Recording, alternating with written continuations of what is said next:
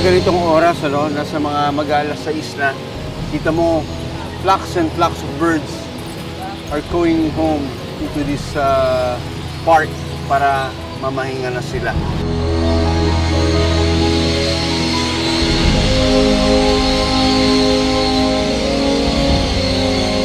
Mukhang dito na nagro-roost o namamahay yung Asian glossy starling.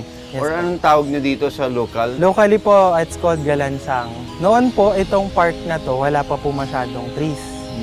Now, siguro around 60s or 70s, nung dinagdagan po ng foliage dito, nung lumawak po yung cover, doon po sila nag-start na dumami. I resided here for almost 20 plus years na.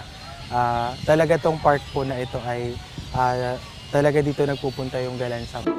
Kwento ng tourism officer ng Odjongan na si JC, iilan lang ang Galansang sa kanilang parke tuwing umaga. What time do they normally start coming home? Usually po mga around 4 p.m., 4, 5, 6. Pero pinakamarami na po sila around 6 na. Tapos hanggang gabi na po yun, Dok. Pero pagsapit ng dilim, kapansin-pansin daw ang daan-daang ibon na nagliliparan. Lalo na't isa ito sa pinakamaingay na uri ng ibon sa mundo.